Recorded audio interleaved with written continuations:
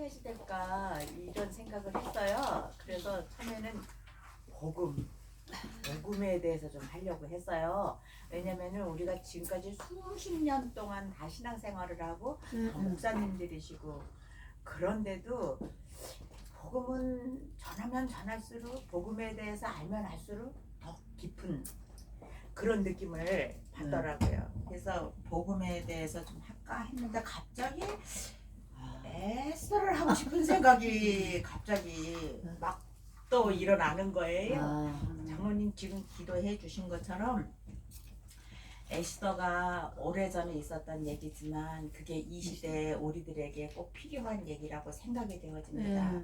그래서 우리는 항상 성경을 성경 말씀대로 제가 가끔 이제 이게 유튜브에 올라오는 거 보면 우리 김 목사님도 하시고 뭐 이인홍 목사님도 하시고 성경을 읽으시더라고 보니까 그래서 모여서 순독들 하시나 보다 이제 이렇게 생각을 하는데 우리가 그렇게 말씀을 많이 읽고 이제 그렇게 하는데 그 말씀이 옛날 그 시대에 4,000년 전, 2,000년 전 뭐 그때 있었던 사건이라고 생각을 하면 아무런 소용이 없는 거예요. 그것을 그때 그 시점하고 지금 현재 사는 나하고 연결시킬 수 있어야지 되는 거예요. 아멘. 그렇게 할 때 그게 내 말씀이 되는 거고 아멘. 나한테 역사가 되어지는 아멘. 거예요. 그래서 우리는 모두 다 말씀을 증거하는 사람들이잖아요. 그럼 말씀을 전하는 사람들은 내 스스로 그렇게 할 뿐만 아니라 내가 선포할 때 그 단 아래 있는 사람들과 그 말씀을 연결시켜 줄 수 있는 다리 역할을 할 수 있어야 되는 거예요. 그것이 올바른 설교예요. 뭐 세상의 정치 이야기라든가 뭐 이 시대의 여러 가지 잡다한 이야기들을 하면서 그냥 그거를 성경 말씀에 이렇게 그냥 뭐 이렇게 뭐라 그럴까 접붙이는다고 그럴까 뭐 이렇게 하는 거는 아니에요. 그래서 그 시대의 그 말씀을 이 시대를 사는 것처럼 그렇게 할 때에 그래서 거기서 적용까지 이끌어내야지 되는데 에스더도 마찬가지예요. 에스더에 나타난 하만과 모르드게의 그 싸움이 지금 이 시대에 우리들의 영적 전쟁이까지 이루어져야지 연결되어져야 된다는 거거든요. 그래서 그런 생각을 하면서 갑자기 에스더를 해야 되겠구나. 이제 그 생각이 들어서 이제 이번 학기에는 좀 에스더를 해 보도록 그렇게 여러분과 같이 생각해 보도록 하겠습니다. 이 에스더는 하나님께서 에스더라고 하는 한 유다 여성을 통하여서 유다인들이 몰살을 당하려고 하는 그 위기의 때에 그들을 구해낸 극적인 이야기를 담고 있어요. 그렇다고 해서 우리가 에스더가 유대인을 구한 거는 아니에요. 하나님께서 에스더라는 여인을 사용하셔서 이제 유대인들을 구한 거라는 거예요. 이 에스더의 히브리의 본명은 하다사입니다. 에스더 2장 7절에 보면 그의 삼촌의 딸 하다사 곧 에스더는 부모가 없었으나 용모가 곱고 아리따운 처녀라 그의 부모가 죽은 후에 모르드게가 자기 딸같이 양육하였더라 그랬거든요. 그래서 그 에스더의 히브리 이름인 하다사는 도금냥나무, 뭐 은혜와 이런 뜻을 가지고 있어요. 그리고 이 에스더라고 하는 것은 페르시아 이름이에요. 그래서 별이라고 하는 뜻을 가지고 있습니다. 그런데 이제 이 모르드게와 에스더는 서로 사촌지간이었지만 나이 차가 많이 났어요. 한 뭐 15살 정도 차이가 났다고 그래요. 그래서 이 에스더의 부모님이 다 돌아가시고 죽고 나니까 그 모르드게가 자신의 사촌 하다사를 딸로 입양을 시켜요. 그래서 이제 그녀에게 국적을 알리지 말라고 이렇게 얘기를 합니다. 그리고 그녀에게 에스더라는 페르시아 이름을 주었을 것이다. 그런 얘기를 해요. 이 에스더를 우리가 읽으면서 그 에스더라는 이름 그대로 우리는 별처럼 아름답게 살다 간 사람의 모습이 무엇인지 그거를 우리에게 에스더는 알려줍니다. 그래서 우리가 이 에스더를 이번 학기에 공부를 하면서 우리도 별처럼 아름답게 별처럼 반짝거리게 그런 삶을 살고 하나님 앞에 그렇게 사용당하는 사람들이 되어야 되겠다 그런 생각을 해봅니다. 자, 그러면 첫 번째로 이 에스더의 주제와 중심 사상이 뭔가 하는 거예요. 이 에스더의 주제와 중심 사상은 사람 속에서 사람과 함께 일하시는 하나님이십니다. 아멘. 사람 속에서 사람과 함께 일하시는 하나님. 그래서 여기 4장 13절로부터 14절을 보면 거기 제가 한번 읽어볼게요. 모르드게가 그를 시켜 에스더에게 화답하되 너는 왕궁에 있으니 모든 유다인 중에 홀로 목숨을 건지리라 생각하지 말라. 이때에 네가 만일 잠잠하여 말이 없으면 유다인은 다른 데로 말미암아 노임과 구원을 얻으려니와 너와 내 아버지 집은 멸망하리라. 내가 왕후의 자리를 얻은 것이 이때를 위함이 아닌지 누가 알겠느냐, 이렇게 말씀을 하고 있거든요. 이거는 이 유다는 선민이기 때문에 하나님께서 어떤 방법을 통하시든지 그들을 구원하실 거예요. 그러나 하나님께서는 사람을 사용하여 하시기를 원하시는 거예요. 아멘. 그래서 에스더를 불러서 그를 사용하셔서 이제 유다를 구원할 그런 계획을 가지고 계신 거지요. 그래서 사람 속에서 사람과 함께 일하시는 하나님, 이제 이것이 우리 에스더의 중심 사상이다, 이렇게 볼 수가 있습니다. 구약 성경에는 12권의 역사서가 있습니다. 그런데 그 중에서도 사무엘이나 열왕기라든가 역대기서 이런 거는 이스라엘의 왕국의 시대사를 다루고 있어요. 그런데 특히 이 열왕기서나 이 역대기서는 선민의 자손으로서 하나님의 언약의 정통성을 지니고 있던 남유다가 바벨론에 의해서 멸망되고 백성들이 포로로 잡혀가는 그런 사건이 기록되어 있습니다. 그런데 이 또 다른 역사서인 에스라나 느헤미야나 에스더는 포로 귀환 시대의 이스라엘 역사에 대하여서 다루고 있어요. 그러니까는 그 앞에 역사서들은 그들이 바벨론으로 잡혀가기까지의 역사를 다루었다면 이 에스라, 느헤미야, 에스더 이거는 포로 기간 중에 있었던 그런 사건들을 다루는 책이다, 이렇게 우리가 알고 있으면 됩니다. 그래서 이 에스라서는 에스라에 의해서 기록된 책이고 느헤미야는 이제 느헤미야에 의해서 기록된 책인데, 제가 요 에스더를 공부하면서 우리가 이 소선지서 에스라나 느헤미야 이런 걸 조금 더 연구를 하면 정말 우리가 너무 이 신앙생활을 하는 데 있어서 도움이 되겠다, 이제 그런 생각을 해 보았습니다. 근데 이 포로 귀환 시대의 역사를 다루는 이 세 권의 역사서 중에서 이 에스더는 가장 마지막에 있거든요. 마지막에 있는데 이 에스더서는 사실은 이 사건적으로 볼 때 마지막에 있는 게 아니에요. 이 에스더는 1차 포로기환과 2차 포로기환 사이인 그 페르시아 4대 왕 아하수에로 그 왕 시대에 있었던 일을 기록하고 있는 것입니다. 그렇다면 에스라와 느헤미야가 주로 팔레스타인에서 그 귀환한 유대인 공동체를 중심으로 다루었다면 이 에스더서는 페르시아의 도성 바사, 성경에는 바사라고 나오거든요. 그 페르시아의 수도인 수산의 디아스포라, 그러니까 흩어진 유대인들, 남겨진 유대인들, 아직까지 본국으로 돌아가지 못한 사람들, 그 사람들, 그 공동체를 중심으로 기록한 책이 에스더서다 하는 거예요. 그리고 이 에스더서를 통해서 이제 우리가 부림절이 어떻게 제정되었는지 그거를 이제 알 수 있게 됩니다. 그래서 이 에스더는 선민, 하나님께서 택하신 백성을 보존하는 그런 모든 역사와 그런 사건들에 대해서 기록을 하고 있습니다. 자, 이 포로 귀환 시대를 배경으로 하는 역사서 그 에스라, 느헤미야, 에스더는 모든 선민의 택한 백성의 이스라 하나님 앞에서 선택하신 그 민족의 영속성을 다루고 있어요. 그리고 에스더도 역시 마찬가지입니다. 그런데 에스더의 특징이 있습니다. 에스더의 특징은 하나님에 관한 언급이 일절 나오지 않는다는 거예요. 에스더에는 하나님이라는 이름이 나오지를 않습니다. 그런 낱말이 나오지를 않아요. 성경에는 하나님에 관한 언급이 나오지 않는 책이 2권이 있어요. 뭐냐 하면은 하나는 아가서예요. 아가서에 그런 말이 나오지 않고 또 하나는 에스더서입니다. 그런데 특히 이 에스더에는 뭐라 그럴까? 이스라엘의 신앙의 근간을 다루는 율법, 언약, 성전, 뭐 기도 이런 말이 일절 나오지를 않아요. 그런 말이 나. 그래서 많은 사람들은 애써서가 과연 정경이 될 수 있겠느냐, 정경의 자격이 있겠느냐 이렇게 다퉈서 마틴 루터나 칼빈 같은 사람들도 애써서가 성경에 들어가는 걸 싫어했어요. 왜냐하면 하나님의 이름이 나오지 않는 책이 어떻게 66권 성경에 들어갈 수 있겠는가. 그래서 칼빈 같은 사람은 에스더서는 없었으면 좋겠다. 그런 얘기까지 했다고 그래요.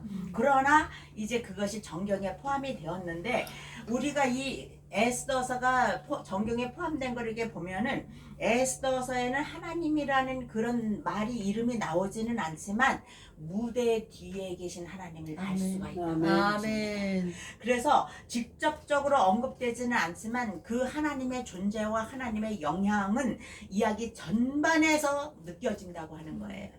그리고 에스더서는 하나님의 은밀한 인도와 그 보호를 강조하면서 하나님의 은혜가 모든 일에 우리를 인도한다는 사실을 보여주고 있다고 하는 것입니다. 우리는 이 에스더서를 공부하면서 정말로 우리가 얼마나 놀라운 하나님의 계획 안에 있는지 하나님의 놀라신 그 섭리가 얼마나 오묘한지 이거에 대해서 알 수 있게 될 거예요. 우리가 지금까지도 하나님의 주권적인 섭리에 대해서 많이 생각하고 알고 말하고 있습니다. 그러나 이 에스더서를 보면서 하나님의 섭리가 정말 얼마나 오묘한지 지금 내가 살아서 숨쉬고 있는 이 순간에도 하나님께서 나를 위하여서 어떻게 섭리하고 계신지 그걸 우리가 몸소 깨달을 수 있을 거라는 얘기예요.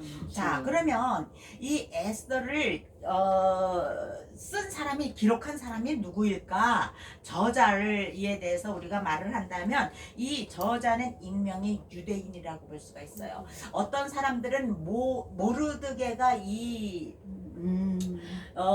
에스더를 기록했을 것이다. 이제 그런 얘기를 하고 있는데 확실하지가 않아요. 확실하지가 않고 그 본서의 저자가 누군지 확실하게 알 수 없지만 그 당시에 궁궐 사정에 익숙한 유대인인 것만은 분명하다고 하는 거예요. 자, 그래서 여기 에스더에서에는 유다의 민족주의전 애국심 그것이 드러나 있고 유대의 관습이 잘 드러나 있고 그런 거를 볼 때에 그리고 내용이 사실적이고 생생하게 전개되는 것을 볼 때에 이것은 그 당시에 궁궐 그 사정에 정통한 사람 정통한 유대인이 썼을 것이다. 이제 이런 얘기를 해 봅니다. 그리고 이 기록되어진 이 시대는 저작 연대는 주전 464년에서 아마 436년경에 쓰여졌을 것이다. 이렇게 얘기를 해요. 그러면 이 에스더서는 누구를 위해서 썼을까 하는 거예요. 수신자가 누구일까 하는 거예요.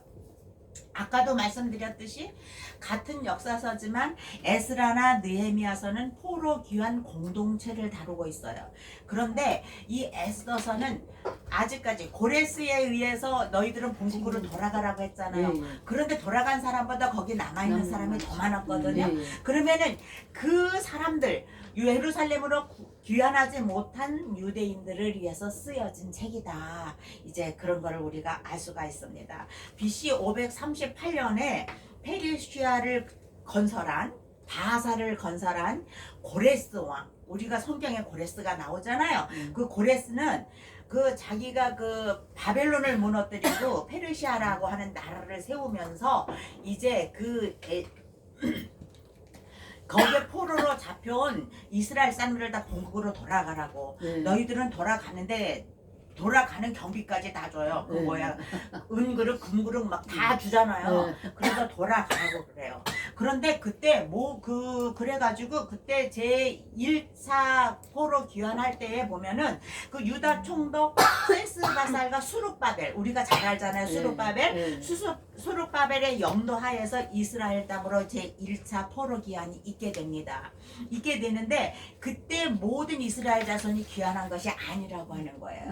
그 당시에 바벨론에 거주하던 이스라엘의 자손 중에 약 5만 명 정도가 돌아갔어요. 그리고 아직도 그거보다 훨씬 더 많은 이스라엘 자손들이 이제 그 수산성을 비롯한 그 바벨론 땅에 아직 남아 있었던 거예요. 네. 바벨론도 이제 페르시아가 접수를 한 거잖아요. 네. 그 남아 있었어요. 그래서 그들 중에는 이제 에스더서의 주인공으로 나오는 모르드게나 또 느헤미야서에 나오는 느헤미야와 같이 페르시아에서 고관직에 오른 사람들도 있었다고 하는 거예요. 만약 포로로 잡혀가서 그냥 마냥 그냥 밑바닥 생활만 하지는 않았다고 하는 것입니다. 그래서 이 에스더서는 여러 가지 사정으로 인해서 본국으로 귀환하지 못하고 바사의 페르시아에 그대로 거주하고 있던 유대인들을 대상으로 기록한 책이다. 우리가 이제 그거를 알면 되겠습니다. 자, 그러면 이 책을 기록한 목적이 뭘까? 목적이 뭘까 하는 거예요. 자, 포로 귀환 후에 그 페르시아에 남아있던 유대인들을 살아계신 하나님께서 어떻게 보호하셨는가를 가르쳐 주기 위해서. 그래서 에스더서를 쓴 거예요. 자, 그래서 비록 본국을 떠나서 이방 나라에 살고 있지만 언약에 신실하신 하나님께서는 그들을 계속해서 보호해 주고 계신다고 하는 사실입니다.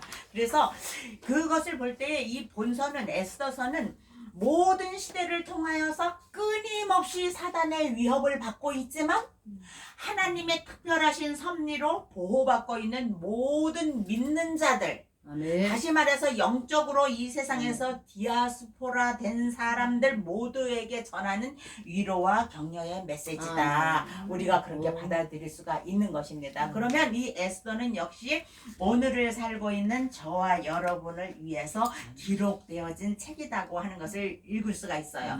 느낄 수가 있어요. 그리고 우리가 끊임없이 우리도 영적 전쟁을 해 나가야지 되는데 영적 전쟁 우리만 합니까? 우리 힘으로 해요? 우리 힘으로는 절대로 할 수가 없어요. 하나님께서 우리들로 하여금 승리하게 하시고 하나님께서 우리들에게 지혜를 주시고 하나님께서 우리들에게 능력을 주셔서 우리는 그것을 할 수 있다고 하는 것입니다. 자, 그러면 역사적인 배경이 뭘까?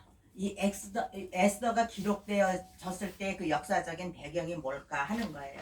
이 에스더서의 역사적인 배경은 페르시아 왕 아하수에로의 통치 기간 중 10년간의 사건이라고 볼 수가 있습니다. 근데 이 성경 연대를 잘 살펴보면은요, 이 에스더서는 에스라서 6장과 7장 사이에 위치를 해요. 그래서 뭐 느헤미야가 하나 다 끝나고 에스더가 뭐 에스라서가 다 끝나고 이러고 에스더가 시작되는 게 아니라고 하는 거예요. 에스라의 6장과 7장 사이에 이제 위치를 하는데 곧 이건 무슨 소리냐면은 수룹바벨에 의한 1차 포로 귀환과 에스라에 의한 2차 포로 기간 사이에 일어난 사건이라고 하는 거예요. 그리고 1차 귀환과 2차 귀환 사이에는 55년 60년 정도 가까이 되는 그런 공간이 있었다고 하는 것입니다. 근데 그 사이에 이 사건이 일어난 거예요. 에스더서가 기록되어졌다. 그런 사건이 일어났다고 하는 것입니다. 그래서 이 에스더서가 쓰여진 공간적인 배경은 바사의 왕국의 그 페르시아 왕국의 세 수도 중에 하나인 수산궁이라고 말을 하고 있어요. 여러분 수산궁은 우리한테 굉장히 조금 이렇게 친숙한 궁이잖아요.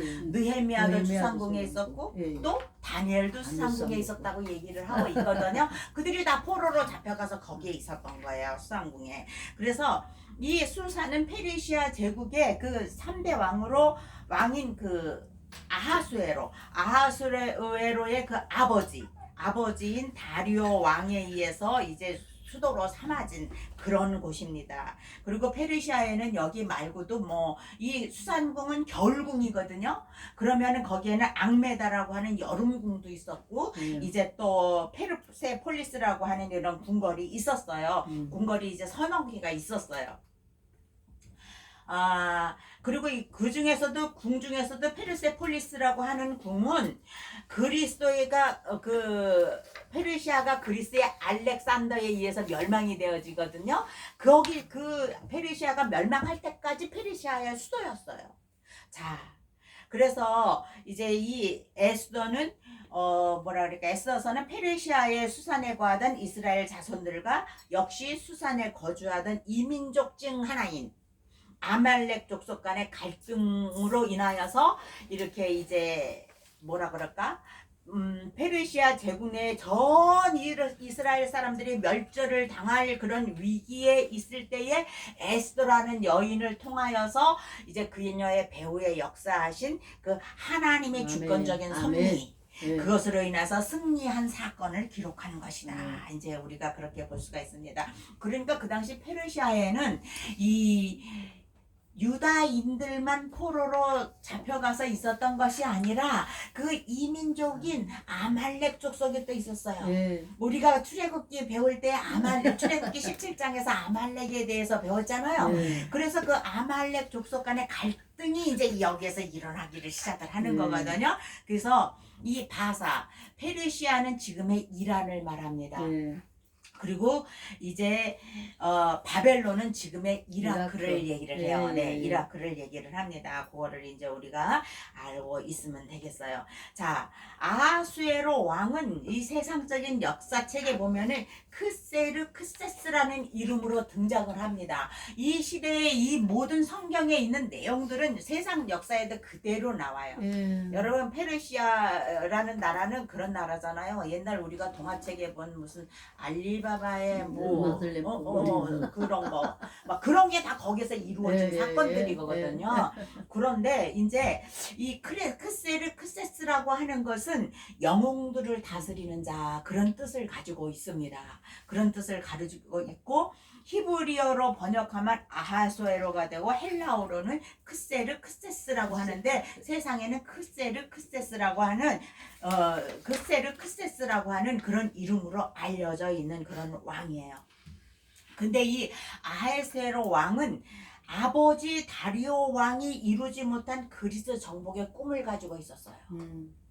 그런데 이 아하수에로의 아버지 다리오 왕은 그리스를 침공했다가 마라톤이라고 하는 곳에서 거기에서 벌어진 전쟁에서 크게 패배를 했거든요. 그 전투가 바로 마라톤 전투라고 알려져 있어요. 여러분, 우리 올림픽 하면은 올림픽의 꽃 뭐예요? 마라톤이잖아요. 올림픽의 꽃이 마라톤이에요. 근데 그 당시에 이 다리오 왕이 페르시아는 그리스를 정복하기 위해서 마라톤이라고 하는 평야에 10만 대군을 상륙을 시킵니다. 그리고 이제 거기에서 전쟁이 일어나는데 10,000명밖에 되지 않는 그리스 군대들이 뛰어난 전술로 이 페르시아를 이겨버려요. 그러니까 너무 놀래가지고, 야, 우리가 이 적은 병력으로 이 큰 군대를 이겼다, 빨리 가서 본부에다가 연락을 해라, 이렇게 해갖고 발빠른 병사를 시켜가지고 이제 아테네까지 이제 뛰어가게, 너 쉬지 말고 아테네까지 뛰어가라. 그랬어요. 그래가지고 이 사람이 뛰어간 거리가 약 42km예요. 그래서 거기 아테네에 달려가서 기뻐하세요, 우리가 승리했습니다 하고 죽어버려요. 너무 그냥 진력이 소모가 돼가지고 죽어요.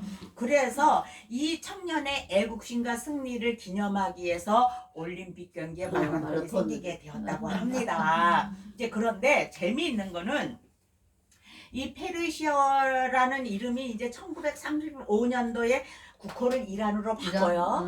이란으로 바꾸는데 마라톤 전투에서 패배했잖아요, 페르시아가. 그래서 이란에서는 지금도 마라톤 경기를 금지한다고 합니다. 우리 자기 조상들이 졌으니까 성질나서 그러겠나? 금지한다는 거예요. 그리고 지금까지 올림픽에 마라톤 내 출전한 선수가 한 명도 없대. 그리고 심지어는 이란의 수도 테헤란에서 이제 열린 1974년도에 열린 그런 아시안 게임에서도 마라톤 종목을 아예 빼버렸었대요. 그런 역사가 있습니다. 이제 그런 역사가 있어요. 그리고 이 마라톤 전쟁에서 패배한 그 아하수에로의 아버지 다리오 왕이 이제 복수심에 불타갖고 내가 다시 한번 전쟁을 해야 되겠다. 그리고 전쟁을 준비하다가 병으로 죽어버려요. 죽어버리고 이제 그 아들인 아하수에로가 이제 이어서 왕이 됩니다. 왕이 됐는데 아하수에로 마음속에 내가 내 아버지가 이루지 못한 이거를 복수해야겠다. 이제 그 마음이 계속 이제 불탔던 거예요. 그래가지고 이제 전쟁을 이제 준비를 합니다. 전쟁을 준비하고 아버지가 이루지 못한 이 그리스 정벌을 준비를 해요. 그리고 전쟁 준비를 막 하면서 이제 병력을 이제 뭐 징발하고 해군 수송 선단을 만들고 막 이런 일을 해요. 그런 일을 하는 와중에 그렇게 해서 기록되어지는 것이 이제 이 에스더서라고 볼 수가 있습니다. 자, 이제 우리가 그거는 1장서부터 이제 조금 차근차근히 생각을 해 볼 거예요. 왜냐면은 그 아하수에르가 전쟁 준비를 하면서 그 수산궁에서 이제 잔치를 벌이기를 시작을 하는 거거든요. 180일 동안, 6개월 동안을. 그렇게 그거는 6개월 동안을 이제 다음에 얘기하겠지만 그냥 잔치가 아니었어요. 그 127도 되는 그 가장 큰 영토였거든요. 거기에서 이제 그 병사들, 이게 뭐 장군들 뭐 이런 사람들 불러서 어떻게 전쟁을 할까 하는 전략회의 겸 이제 이렇게 전쟁을 벌이는 거예요. 그렇게 하면서 이제 이 에스더가 시작이 됩니다. 그 당시에 페르시아의 그 최대 관심은 전쟁이었어요. 전쟁.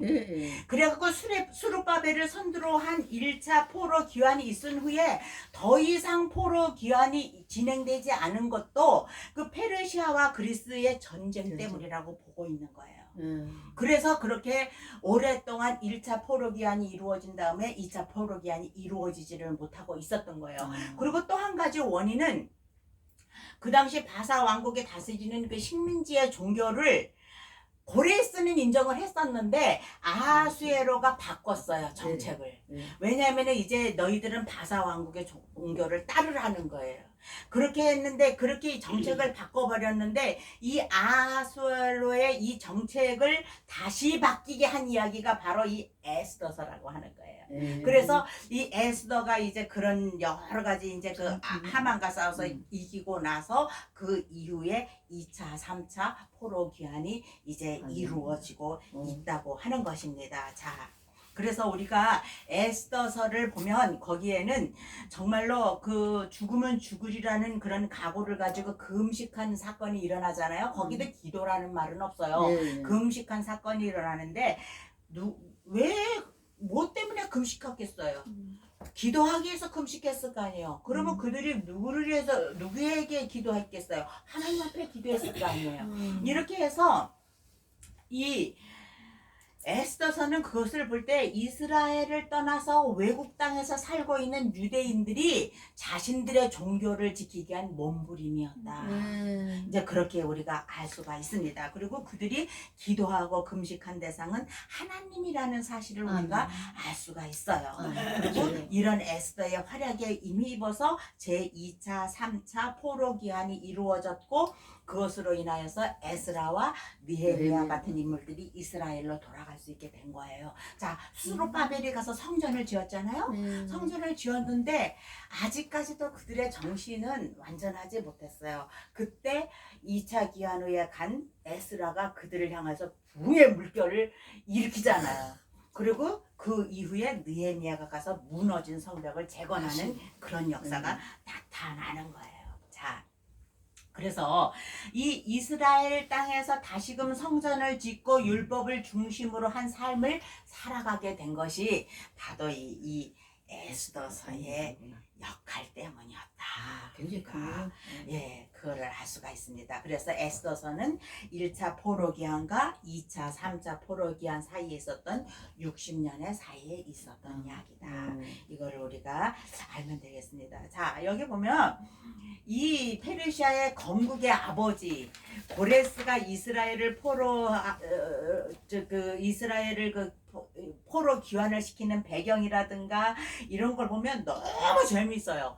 너무 재미있고 그 역사의 아버지라고 하는 헤로도토스 그 사람이 쓴 이런 책들을 보면 하나님께서 어떻게 이렇게 정말 오묘하게 기묘하게 이렇게 역사를 이끌어 나가셨을까라는 것을 우리가 느낄 수가 있어요. 그래서 고레스가 그 이제 정치적으로 이제 그 유대인들을 제 땅으로 보내야 되는 이유도 있었어요. 그렇지만 우리가 이사야서 같은 데 보면은 하나님께서 고레스를 통하여서 예, 고레스는 이방인이었잖아요. 예, 예. 그런데도 불구하고 그래서. 고레스를 통해서 귀환시킨다는 것을 다 예언. 이사야 선지가 예언을 하고 아멘. 있어요. 예. 그런 거 우리가 하나하나 다 찾아보면 너무 재미있는데 그 이제 시간이 너무 많이 가니까 그거를 우리가 할 수가 없어요. 왜냐면은 제가 이렇게 따져보니까 에스더가 10장이거든요. 10장인데 오늘 이제 이 배경에 대해서 하루를 하면 한 번을 하면은 뭐 4, 5, 6, 7, 4달인가? 이렇게 있는데 그 4달 동안에 이 10장을 하기에는 시간이 너무 부족하죠. 사실은 10주를 해도 현찮을 텐데 너무 시간이 부족하잖아요. 그러니까는 이제 그리고 이제 그 다음에 또 다른 걸로다가 얼른 넘어가야지. 그래서 이제 그런 고레스가 어떻게 그 외할아버지의 나라를 이제 정복을 했고 어떻게 이제 바벨론을 정복을 시켰고 또 자기가 왕이 된 후에 왜 이스라엘 백성들을 이렇게 내어 보냈고 그가 바벨론을 이제 이렇게 침공할 때에 정말로 그 했던 전술 있잖아요. 예. 그것이 다니엘이 그 두루마리를 가져서 읽었을 때의 그 전술하고 똑같은 거야. 성경에 나타난 거하고. 그래서 막 고레스가 막 놀리는 거 막 이런 걸 보면 정말 하나님의 손길은 그 어디에도 미치지 않는 곳은 없다. 아멘. 아멘. 이거를 우리가 느끼고 있는 거예요. 네. 저와 여러분이 지금 이 자리에 앉아서 공부하고 있지만 이 자리에도 하나님께서는 함께 계시는 아멘. 줄 아멘. 믿습니다. 그리고 섭리하고 계시는 줄 아멘. 믿습니다. 우리가 오늘 밥 먹고 내일 뭐 누구랑 같이 외식하고 하는 거 그것도 다 하나님의 은혜 가운데 네. 있는 거예요. 그것도 다 은혜 가운데 있습니다. 자, 에스더서의 개관을 한번 보십시다. 이 에스더서는 고레스가 칙령을 내린 후에 너희들은 이제 너희 나라로 돌아가라 이렇게 칙령을 내린 후에 예루살렘으로 돌아가지 못하고 이제 바사에 남았던 유대인의 이야기를 들려준다고 제가 몇 번 말씀을 드렸는데 이 유대인들은 주전 536년에 수룹바벨의 지도 아래 최초로 예루살렘으로 돌아갔습니다. 그리고 주전 516년에 성전이 완공이 되었어요. 20년에 걸쳐서 성전이 수룹바벨의 성전이 완공이 되었어요. 그 다음에 에스더는 주전 478년에 왕후가 됩니다. 그리고 그는 주전 473년에 자기 백성을 구해요. 그러니까 자기가 왕비가 된 지 5년 만에 이런 일이 일어나요. 그래서 이제 그렇게 구해요. 그 다음에 그 이후에 에스라는 주전 455년에 예루살렘으로 귀환을 해요. 그래서 그들에게 율법을 강하게 이제 인식을 시키죠. 그 다음에 느헤미야가 주전 445년에 귀환을 합니다. 이렇게 역사가 쭈루루루 흘러가고 있어요. 그래서 에스더는 고레스가 칙령을 내린 지 60년 후 느헤미야가 귀환하기 거의 5년 전쯤에 이제 역사의 현장에 나타난다 하는 것을 우리가 볼 수가 있습니다. 우리가 이 에스더서를 통해서 볼 수 있는 것은요, 선민 역사의 영속성이에요. 선택된 백성은 영원히 지속이 된다는 그거예요. 그리고 하나님의 구원 사역의 연속성이에요. 그건 뭐예요? 하나님께서 우리들을 부르셔서 우리들을 구원하셨잖아요. 우리가 거듭나서 우리가 구원 받았잖아요. 그러면 우리도 하나님께서 계속해서 끌고 가신다는 거예요. 아멘. 이제 칼빈을 싫어하는 사람들은 이제 또 그런 거 안 하지만 칼빈의 견인이 바로 이거예요. 네. 우리를 하나님께서 예정하셨으면 우리를 계속해서 끌고 가시는 거예요. 아멘. 우리가 뭐 때때로 빗나갈 수도 있고 네. 때때로 죄를 지을 수도 있고 곁길로 갈 수도 있지만 그때마다 하나님께서 안 돼. 너 이리 와. 너 이리 와. 이렇게 철로 역정에 나오는 그리스도인처럼 이렇게 해서 결국은 이렇게 구원을 받게 하신다는 아멘. 그것입니다. 네. 자, 그래서 이스라엘 민족은 그 당시에 보면 하만, 이 아말렉 자손 하만의 흉계로 인해서 멸절의 위기에 처하게 돼요. 그렇지만 그런 위기 상황에서 하나님께서는 모르드게와 에스더라는 사람을 준비하시고 그들을 통해서 이스라엘 자손들을 구원하시는 아멘. 거예요. 그러므로 말미암아 선민의 역사는 계속해서 단절되지 않는다는 것을 보여주는데 지금 현재 이스라엘을 통하여서 우리가 그것을 볼 수가 있습니다. 네. 자, 그리고 그것은 궁극적으로는 당신의 택한 백성에 대한 하나님의 구원 사역의 연속성이다. 이것을 증거하는 것이라고 볼 수가 있습니다. 에스더를 통해서 우리는 하나님의 오묘한 섭리를 볼 수가 있습니다. 아까도 말씀드렸듯이 에스더에서는 하나님에 대한 언급이 전혀 없어요.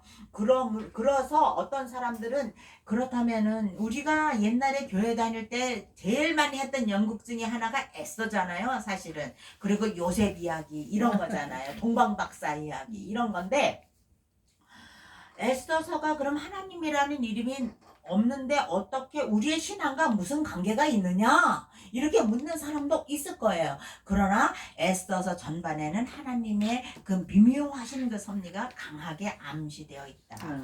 우리가 보면은 와스디 왕후가 어떻게 왕명에 불응했을까? 우리가 참 재밌는 거는요. 제가 이걸 읽으면서 와스디라는 왕후가 왕의 명령에 감히 불복하잖아요. 거절하잖아요. 왕이 너 와라 할 때 가지 않잖아요. 근데 그 왕후가 거절하는 거기서부터 시작이 되는 거예요. 섭리가. 그래서 그 와스디가 거절함으로써 유대인인 에스더가 그 자리에 들어갈 수 있었던 거예요. 그잖아요. 그리고 모르드게가 왕을 시해하려고 하는 자들의 음모를 이제 고변하게 되지요. 고변하게 돼. 그런데 이것이 다 우연으로 보이지만 이 책을 읽어가면서 이것은 사실은 그 뭐라 그럴까 악한 자의 계계로부터 당신의 백성을 구원하기 위한 하나님의 오묘한 섭리의 결과다라는 것을 그래서 우연은 하나도 없다. 우리가 말을 할 수가 있는 거예요. 그래서 이 세상의 모든 일 가운데 하나님의 주권과 섭리를 벗어나서 발생하는 것은 아무것도 없다는 거예요.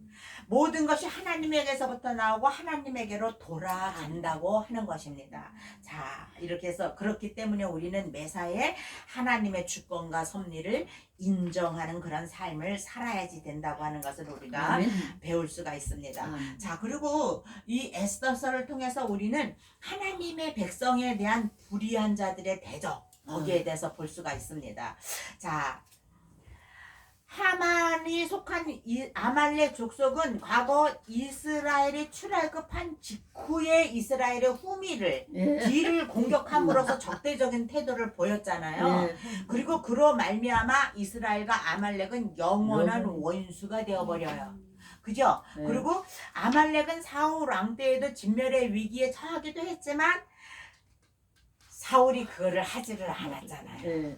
자, 하만은 이러한 이스라엘과 아말렉 관계 차원에서 이스라엘 자손, 고 유대인을 멸절하려고 시도했던 거라고 볼 수가 있습니다. 그리고 여기에서 우리가 또 하나 배울 수 있는 것은 성도들의 헌신이라고 하는 거예요. 이 에스더는 자기 민족이 멸절의 위기에 처했을 때에 나는 왕후니까 살아남을 수 있을 거야 하고 자기의 자리에 연연하지 않았다는 거예요. 그리고 죽으면 죽으리라고 하는 일사각오의 자세를 가지고 헌신함으로써 민족 구원의 길을 열었다고 하는 것입니다. 우리들이 젊었을 때 20대 때 이때 우리가 오살리 기도원에 금식 기도회로 많이 갔잖아요. 3일 금식 그때는 이제 기본적으로 3일 금식을 하면 그때 최자실 목사님께서 늘 하시던 말씀이 제가 그 당시에 오살리 기도는 자주 갔단 말이에요. 그러면 그 최자실 목사님 맨날 이 에스더 얘기를 하시더라고. 그때 당시에 죽으면 죽으리라고 하는 일사각오의 그런 결심을 가지고 여러분들이 3일 금식을 해라고 막 그러면서 에스더가 3일 동안 금식을 했으면 얼굴이 얼마나 예뻐졌겠느냐 막 이제 이런 얘기를 막 하고 그랬어요. 그래갖고 그때 20대 때 그래서 그때 당시에 그 에스더에 대해서 죽으면 죽으리라. 그리고 또 아니숙 사모의 그 또 죽으면 죽으리라는 책도 있잖아요. 그래서 늘 이제 그런 생각만 했는데 이거를 제가 이번에 이렇게 이제 제가 뭐 그동안에 읽기는 여러 번 읽었겠지만 이렇게 막 근본적으로 막 연구를 하지는 않았잖아요. 이번에 여러분과 같이 나누기 위해서 이제 이번 겨울에 제가 이제 좀 연구를 했잖아요. 그런데 에스더가 3일 금식을 하면서 얼굴이 이뻐진 게 아니에요. 그잖아요. 오히려 수척해지잖아요. 그런데도 한 거예요, 금식을. 그런데도 금식을. 이제 그런 얘기 좀 나중에 나누고, 에스더는 이렇게 민족을 위해서 헌신함으로써 하나님의 구원 사역의 도구가 되었다라고 하는 것입니다. 그래서 우리들도 부디 하나님 구원 사역에 조그마한 자리지만 구원 사역의 도구가 될 수 있었으면 좋겠어요. 아멘. 그리고 또 여기서 배울 수 있는 것은 하나님의 택한 백성은 궁극적으로 승리할 수 있다는 거. 이거를 우리가 알 수가 있습니다. 그래서 그리고 이제 구속 사역의 그 개념에 대해서 그거에 대해서 우리가 좀 더 잘 알 수 있게 될 텐데요.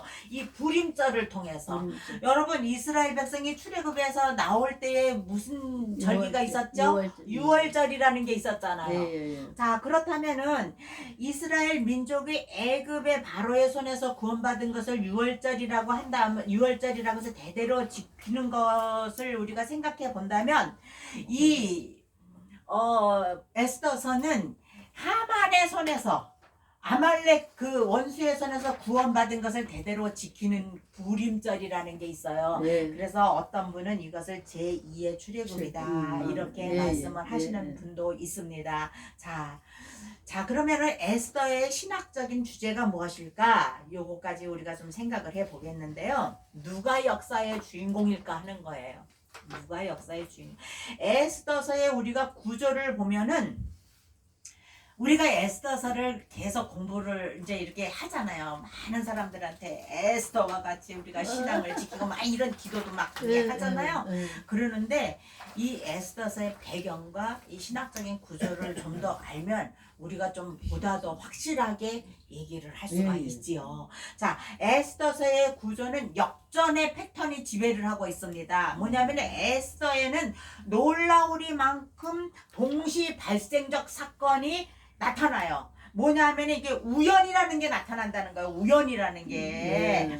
그런데 이런 일련의 우연의 일치들은 특정한 방향 180도 반전의 방향으로 나아간다는 거예요. 뭐냐면 하만이 모르드게를 달려고 그 큰 장대를 만들었는데 결국은 어때? 역전이 돼서 자기가 거기에 매달리는 거.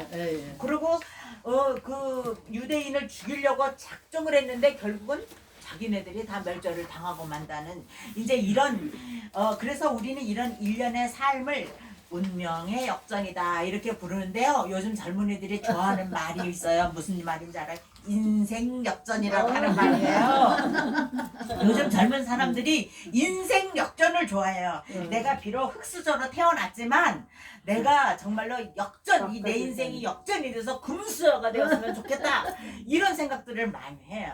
근데 이 역전이 일어나는 책이란 말이에요. 이 에스더서는. 그래서 에스더서는 우연의 일지처럼 보이는 사건들은 실제로 우연이 아니라고 하는 것입니다. 그리고 보이지 않는 손에 의해서 잘 엮어진 사건들의 조합이라고 하는 거예요. 자, 우리가 그것을 볼 수가 있습니다. 자, 그리고 그 다음에 이 에스더를 통해서 우리는 어떤 걸 볼 수가 있냐면 잔치의 신학을 우리가 생각을 해 볼 수가 있어요. 여러분 에스더서는 잔치로 시작을 해요. 그지 않아요? 잔치. 180일 동안 그 왕이 잔치를 시작을 하잖아요. 그 이후에 또 7일간의 잔치를 또 시작을 하잖아요. 그래서 굉장히 잔치. 이 에스더의 서에는 10번의 잔치가 열립니다. 그리고 처음 5번은 페르시아인들이 주관을 했고 나중에 5번은 유대인들이 주관한 잔치예요. 그렇다면 왜 이거를 우리가 생각해 보냐면 고대 사회에서 잔치라고 하는 것은 권력자들이 베풀었어요. 처음에는 페르시아가 권력자였기 때문에 페르시아가 잔치를 베풀었어요. 그런데 그 이해는 소수 민족인 유대 민족에게로 권력이 넘어가는 것을 볼 수가 있습니다. 그래서 모르드게가 왕의 바로 밑에 자리까지 올라가잖아요. 그리고 그 모든 재산을 갖게 되죠. 네. 그래서 아말렉 자손인 하만이 유대인들을 진멸하기 위하여서 벌이려고 하던 잔치를 우리는 피해 잔치라고 볼 수가 있어요. 그렇다면 유대인들이 반대로 아말렉 자손을 멸하고 구원의 잔치를 벌이는 것을 우리가 또한 볼 수가 있습니다. 구원의 축제를 벌이는 것을 볼 수가 있어요. 자, 잔치 신학에는 사단의 왕국과의 싸움에서 종말론적으로 승리할 것을 보여주는데요. 자, 봅시다. 성도들은 종말론적으로 무슨 잔치에 참여하게 될까요? 천국 잔치인데 무슨 잔치? 어린 양의 그리스도와의 혼인 잔치. 예, 그리스도와의 혼인 잔치에 우리는 들어가게 될 거예요. 그래서 우리 모두가 그 잔치에 참여하는 우리가 되었으면 좋겠습니다. 아멘. 자, 그래서 왕의 잔치, 왕후의 잔치, 하만의 잔치, 모르드게의 잔치, 에스더의 잔치, 유대인의 잔치, 이 에스더의 잔치가 성행을 해요. 잔치. 자, 그 잔치의 신학이다 이렇게 얘기를 합니다. 자, 그리고 그렇다면 에스더에 나타난 구속사적인 이해가 무엇일까? 우리가 여기까지만 하고 마치겠는데요. 이거는 이스라엘과 아말렉의 전쟁의 계보에서 우리가 이거를 볼 수가 있어요. 네. 거기에서 하나님의 구속사를 볼 수가 있습니다. 자, 에스더서는 모르드게가 사울이 속한 베냐민 지파의 후손이라는 것을 보여주잖아요. 네. 그리고 하만이 아각의 후손이라는 것을 대비를 시켜서 시작이 되어집니다. 네. 그렇게 되는데 이 모르드게와 하만의 갈등을 사울과 아각의 관계로까지 연결시키는 거예요. 연결. 근데 제가 이제 요즘 저쪽에서 기독교 상담을 강의를 한다 그랬잖아요. 네. 근데 거기에 이제 제가 그 총신대 교수님의 책을 가지고 하는데 네. 이 상담도 그렇다고 그러더라고. 이게 연결짓기와 구별짓기를 잘해야지 된다는 거예요. 네. 그래서 상담자에게 하나님과 연결시켜주고 세상과는 구별된 삶을 살게 하고 이렇게 연결짓기와 구별짓기를 잘해야지 된다. 그리고 상담자도 역시 하나님과 연결되어 있어야지 된다는 아멘. 거. 이제 이런데 그런데 이제 이 설교도 보면은 연결짓기를 잘해야지 되는 거예요. 아멘. 자, 그런데 에스더서에서 나타나는 가장 심각한 갈등은 모르드게와 하만의 갈등이었습니다. 그리고 이것은 이스라엘과 아말렉 족속과의 지속적인 갈등과 연관이 되어진다고 하는 거예요. 예. 자, 그래서 그 에스더서에서 소개된 그 하만과 모르드게의 계보는 바로 이러한 갈등을 소개를 하고 있어요. 아멘. 자, 출애굽 때부터 시작된 그 이스라엘과 아말렉의 갈등은 정말로 그 뭐라 그럴까 계속해서 진행이 되고 있는 거예요. 지금까지 계속해서 진행이 되고 있는 거예요. 여기에서 우리는 이 여자의 후손을 진멸하라는 하만은 사탄의 대리자로 본다면 예. 이를 대항하여서 하나님의 백성을 보호하려는 모르드게는 하나님의 대리자로 볼 수가 아멘. 있다고 하는 것입니다. 예. 그 첫 대결은 출애굽기 17장에 나타나요. 예. 그렇죠? 가로대 여호와께서 맹세하기를 여호와가 아말렉으로 더불어 대대로 싸우리라 하셨다. 예. 이렇게 말씀을 하셔요. 그리고 신명기서에 보면은 이제 너희들은 정말로 이제 그 아말렉에 대한 기억을 천하에서 지워버려라. 아멘. 이제 이런 얘기를 하거든요. 그래서 이 아말렉 사람들은 구속받은 이스라엘에 대한 첫 번째 민족이었다고 볼 수가 있습니다. 그래서 모세는 여호와께서 맹세하시기를 여호와가 아말렉으로 더불어 대대로 싸우리라고 하셨다고 얘기를 하고 있고, 그 다음에 또 이제 마지막 가나안 땅을 앞에 두고 이스라엘 백성들에게 다시 한번 이거를 상기를 시켜요. 예. 아말렉을 신명기서에 보면 아말렉을 도말하여서 천하에서 기억함이 없게 하라 이렇게 해요. 자, 그러면 두 번째 대결은 무엇이었을까? 이제 그로부터 500년이라는 세월이 흘러가요. 예. 그러면서 뭐 사사 시대를 지나고 이러면서 그런 시대가 흘러가고 이제 마침내 사울 시대가 돼요. 그러면 하나님께서는 이스라엘의 첫 번째 왕인 사울을 시켜서 이들에게 복수를 하시려고 생각을 하시는 거예요. 예. 그런데 그들의 왕은 그때 그들의 왕은 아각이라고 하는 사람이었어요. 네. 아각이었어요. 네. 근데 사울은 하나님의 말씀에 불순종했습니다. 그래서 아말렉 아각을 죽이지 않고 어때요? 산채로 끌고 왔어요. 왕만 끌고 왔나요? 또 뭘 가지고 왔죠? 모든 좋은 짐승들을, 그죠? 좋은 것들을 다 가지고 왔어요. 그래서 우리는 여기에서 볼 때에 사울의 후손인 모르드게와 아각의 후손인 아만 사이의 갈등은 이스라엘과 아말렉 간의 적대 관계 속에서 일어났던 영적 전쟁이라는 것을 볼 수가 있어요. 근데 사울은 하나님께서 우리들에게 적과 싸워 이기라고 하잖아요. 사탄과 싸워서 이기라고 하셨잖아요. 그런데 그 사탄과 싸워서 이기지 않고 그를 슬그머니 놔버리고 내가 거기 동화되어 간다면 하나님께서 우리를 어떻게 하시겠어요? 사울을 왕의 자리에서 끌어내셨어요. 그 사건 때문에. 사무엘은 그렇게 말을 했어요. 아주 유명한 순종이 제사보다 낫다는 것을 당신이 모르십니까? 이렇게 얘기를 했잖아요. 자, 이게 2차 대결이라고 볼 수가 있어요. 자, 그렇다면 오늘 에스더에서 나오는 하만과 모르드게의 대결이 바로 세 번째 대결이라고 하는 것입니다. 네, 3차. 네, 3차 전쟁. 3세판. 3차. 네. 자, 그래서 이 성경은 하만을 유다인의 대적이라고 얘기를 하고 있어요. 그리고 하만의 신분을 항상 아각 사람 하만이라고 얘기를 하고 소개를 하고 있는 것을 우리가 볼 수가 있습니다. 그 대신 모르드게를 표현할 때는 뭐라 그래요? 유다인 모르드게 이렇게 얘기를 해요. 그래서 모르드게는 유다의 대표고 하만은 아말렉의 대표예요. 그래서 싸우는 거죠. 계속해서 영적 전쟁을 하는 거예요. 근데 비로소 여기에서 모르드게가 하만을 진멸시키고 마는 것을 우리가 볼 수가 있습니다. 자, 그래서 우리가 여기에서 주목할 것은 에스더와 유다인들은 그들의 적들에게 복수할 기회가 왔을 때에 적들의 재산에는 손을 대지 않았어요. 사울은 어쨌어요? 손 댔잖아요. 사울은 손 댔잖아요. 그러니까는 그냥 하나님께서 끊어내리셨잖아요. 그런데 이 사람들은 그 사람들의 재산에는 손을 대지 않았어요.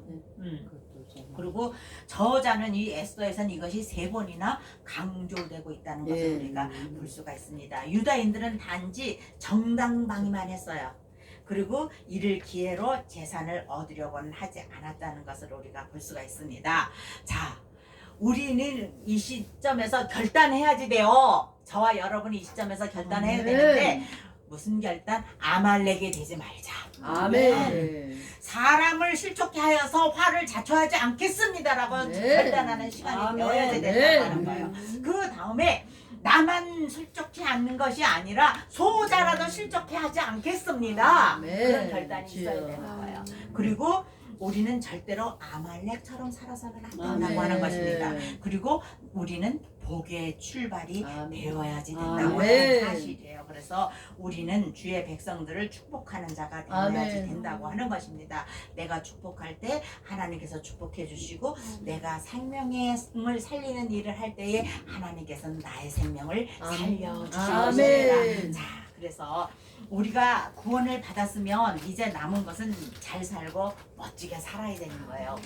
그리스도인처럼 그리스도인으로 이렇게 구원은 사람을 통해서 역사하시는데 하나님께서는 뱀의 머리가 여자의 후손의 뒤꿈치를 치고 여자의 후손이 뱀의 머리를 상하게 할 거라고 말씀을 하고 계세요. 그렇기 때문에 우리는 이 영적 전쟁에서 반드시 사탄을 닮아서 그냥 으깨버리고 영적 전쟁에서 승리하는 우리가 되었으면 좋겠습니다. 다음 시간부터 우리가 에스더서 본문으로 들어가 볼 거예요. 진짜 재미있을 것입니다. 기도합시다. 하나님 아버지, 은혜를 생각할 때 감사함을 드립니다. 우리가 이 땅에 살아가면서 숨쉬고 움직이고 먹고 마시는 그 모든 것들이 그저 살기 위한 몸부림인 것 같이 보여지고 정말로 우리가 우리 마음대로 하는 것 같이 보여지지만 우리는 하나님의 택함 받은 사람들이기 때문에 하나님의 손 아래, 하나님의 주권 아래, 하나님의 섭리 아래 있는 줄로 분명히 믿습니다.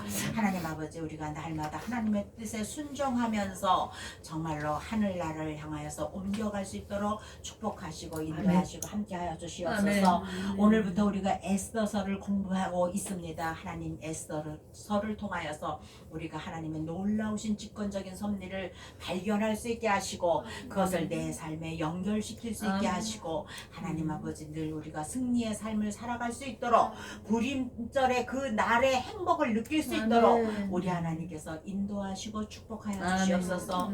아버지 이 맑은 물 교회를 우리 하나님께서 기억하여 주시고 아버지 하나님이여 우리 김영숙 목사님 특별히 오른장 중에 붙들어 주옵시길 바라옵고나합니다.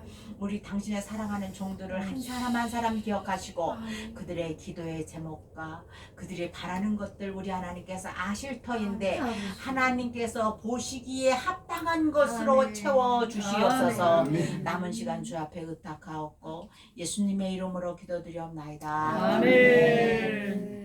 마쳤습니다. 감사합니다.